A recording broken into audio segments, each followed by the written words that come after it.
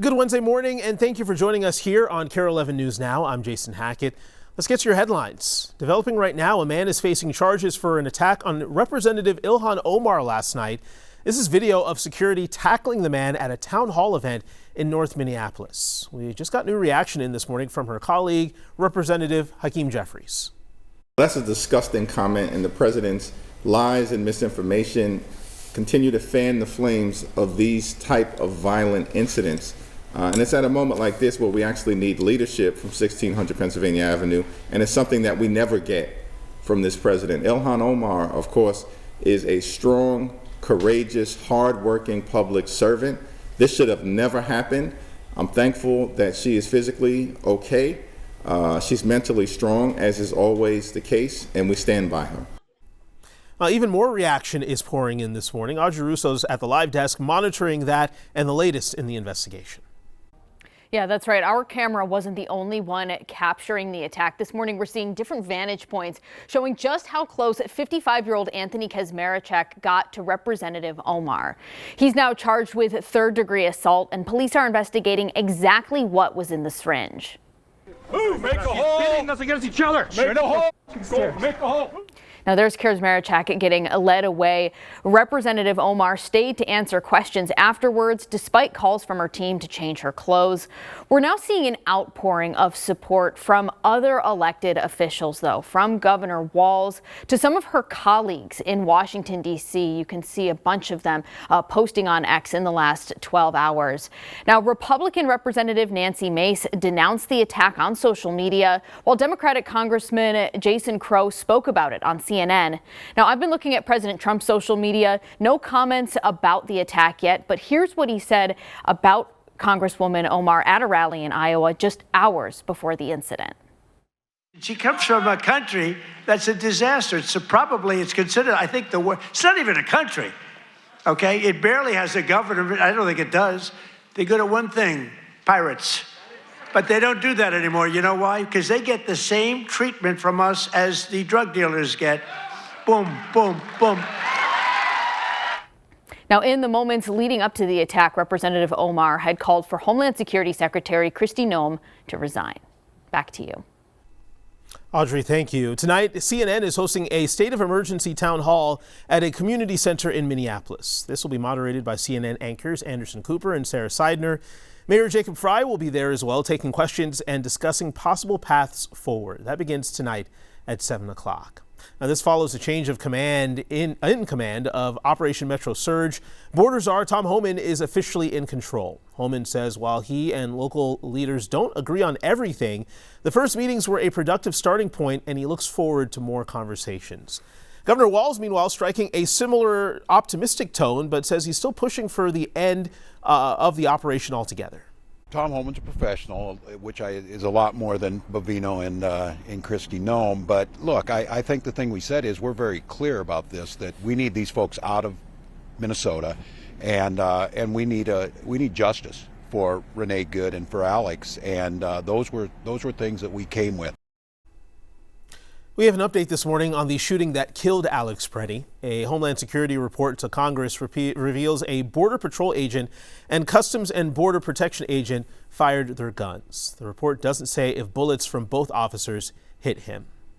And for the first time, we're hearing from a key witness who filmed everything that happened leading up to the shooting. Several videos from the scene show Stella Carlson filming from the sidewalk in her pink coat. She also shared her video with a close-up view of the encounter.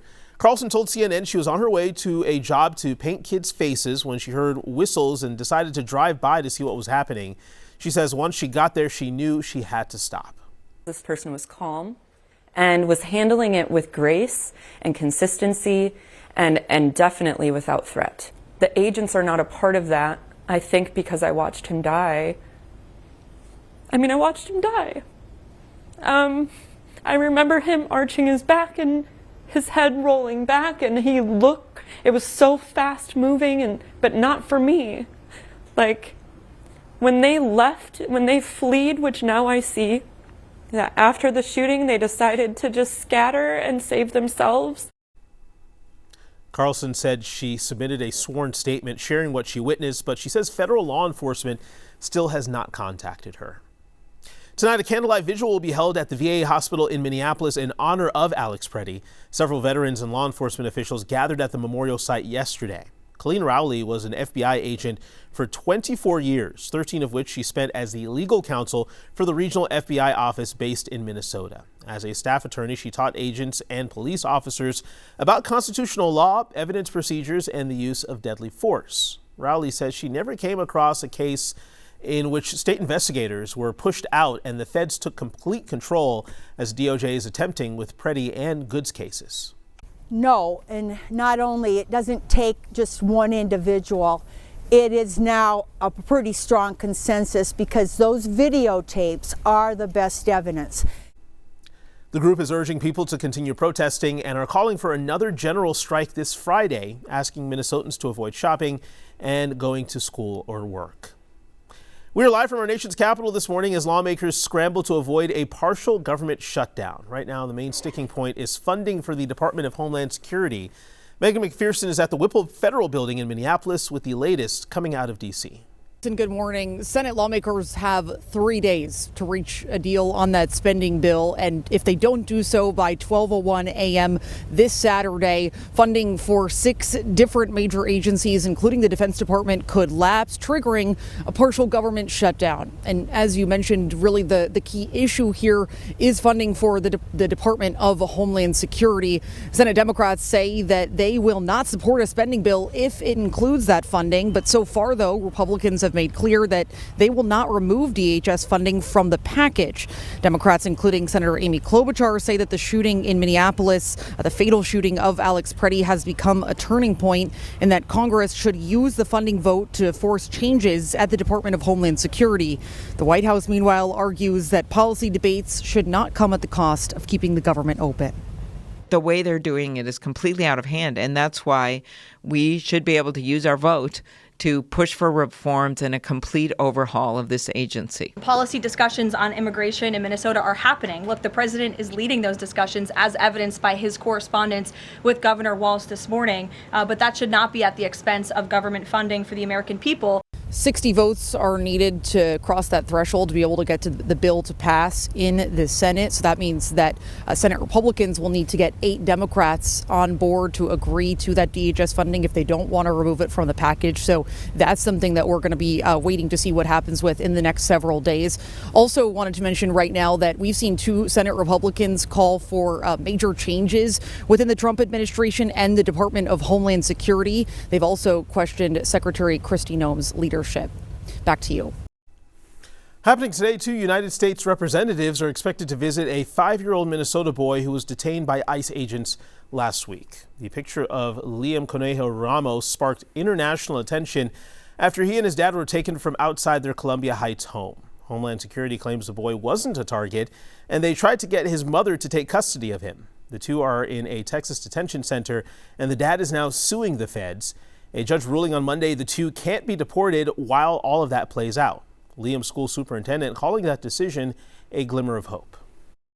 I feel like this is one small step in getting Liam back and the whole family reunited again, but we want all the children back who are detained.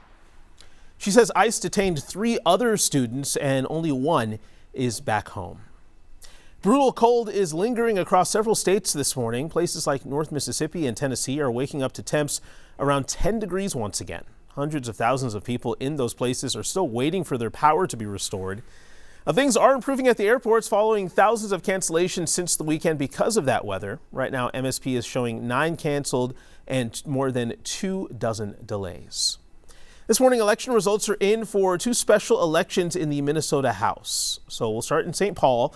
DFL candidate Meg Lugar-Nicolai is the projected winner in the race to represent District 64A.